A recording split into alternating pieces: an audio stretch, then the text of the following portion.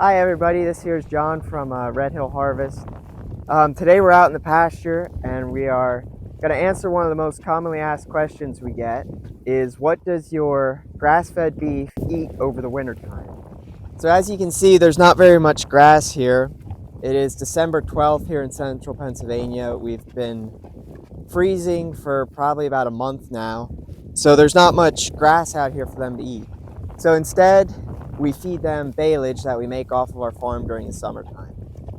So this baleage was made off of our farm in September of 2023, this past year.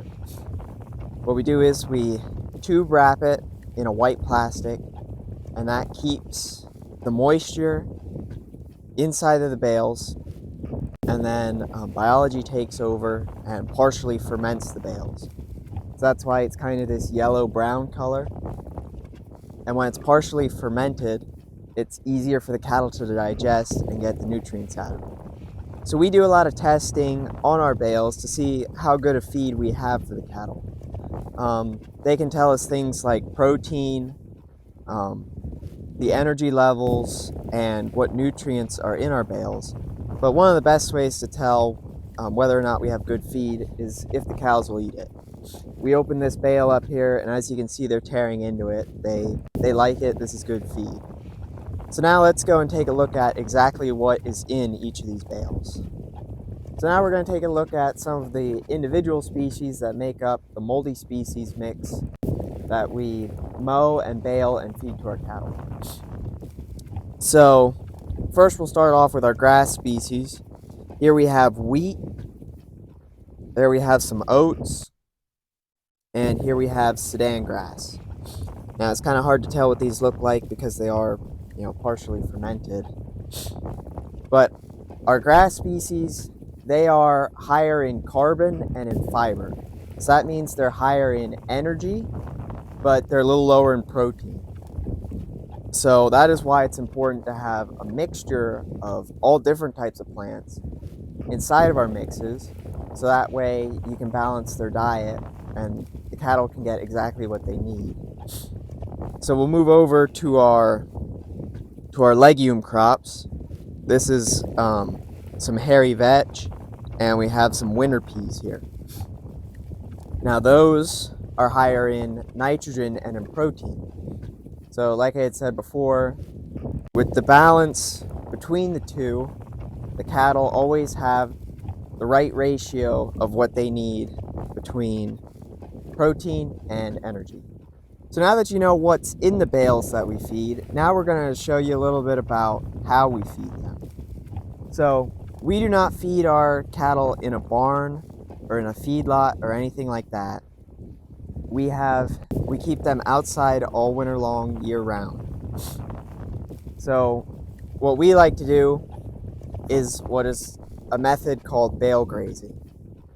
As you can see, we have our bales spaced out along the field here. We have them set up on end. When we set up, we'll set up probably 2 weeks at a time, depending on the weather. We'll set 2 weeks worth of bales out like this. And then each day we'll come in and open however many bales they need for the day, remove the plastic, and let the cows in to graze them. This way, we do not burn extra diesel fuel hauling the feed to a feedlot and then having to haul the manure out. In this system, all of the manure and all of the excess hay stays right on the ground, and that way it can feed our underground biology, all of our bacteria and fungi, and our soil biology that'll help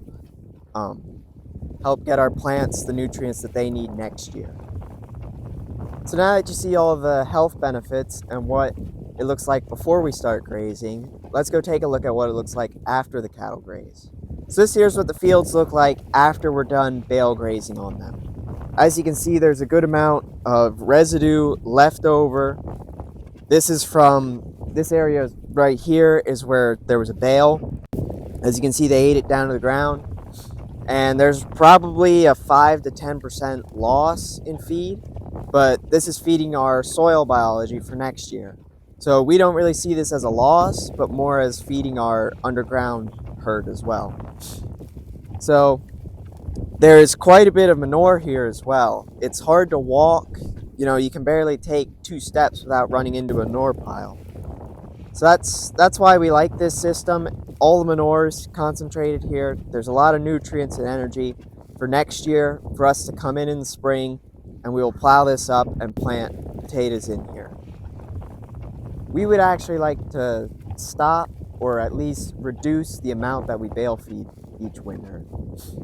We start, usually our grass runs out in the beginning of December, and this means we have to bale feed all the way until mid-April when it warms up and our grass starts growing here. We would love to have the cattle graze on the land more throughout the year instead of bale feed. It takes a lot of time and effort and money to bale and to set out and feed these bales, but for us it would be a lot simpler if we could just graze year-round or close to year-round. I know this looks dead and it doesn't look like there's much value to it, but there are species in under here like this vetch or clover that they won't grow all winter, but they will stay green and have nutritious value all winter. So in the future, we would like to work on a system that we can graze year-round instead of bale feeding quite so much. So there are a lot of advantages to feeding out on the pasture like this, but as with anything, there are some drawbacks to it.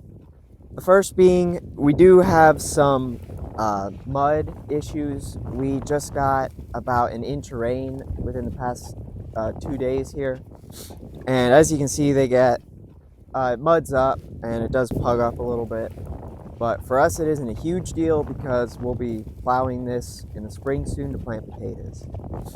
Another potential concern with feeding like this is the cows are outside all winter, which right now it's probably 40 degrees and the sun's out with a little bit of a breeze, so it's not too cold now.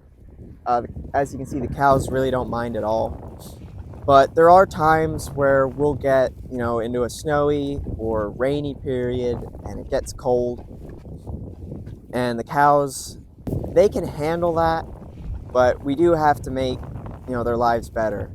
So we will, on the coldest and windiest nights, we'll put a windbreak out, set a wall of bales out so that they can get out of the wind and herd together.